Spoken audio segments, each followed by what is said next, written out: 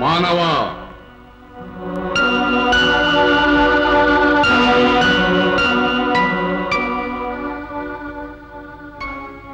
నేను సిద్ధమే.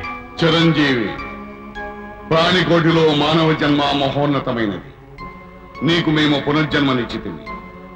దానికి నీవు ఎంతవరకు సార్థకత ఎనొచ్చదవో తెలుసుకున్న గోరి చిన్న పరీక్ష పెట్టితిమి. అందు నీవు విజయము సాధించితివి. నీ ఔన్నత్యమునకు నీ వ్యక్తిత్వమునకు కడుంగడు సంతసించితిమి. అంటే నేను గంటలో? లేదు మానవ, నీకు పూర్ణాయుద్ధాయమున్నది. చిరంజీవిగా నేటి యువతకు ఆదర్శప్రాయుడవై నిండు నూరేళ్లు సుఖశాంతులతో వర్ధిల్లు. ధన్యుని స్వామి.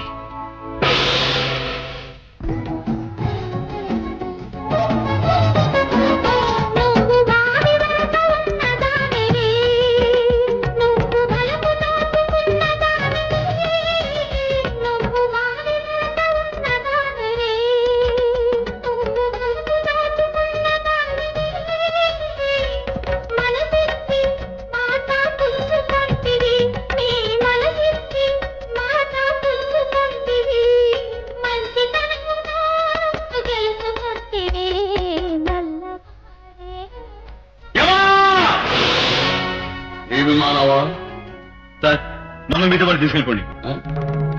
ఇంతలో ఏమైనది మానవ? అదిగో అటు చూడండి.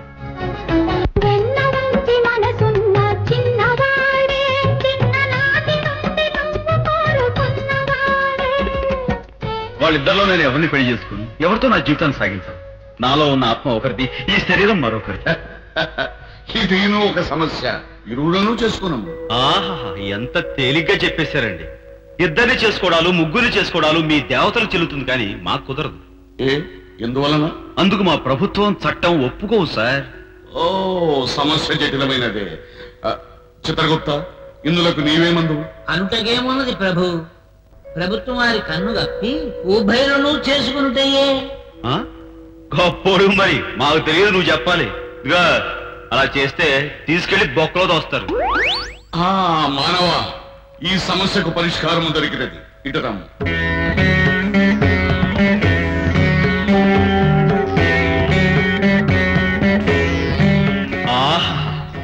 ఎంత గొప్ప దేవరహస్యం సెలవిచ్చారు sir. Thank you very much. ఓ, థ్యాంక్ యూ.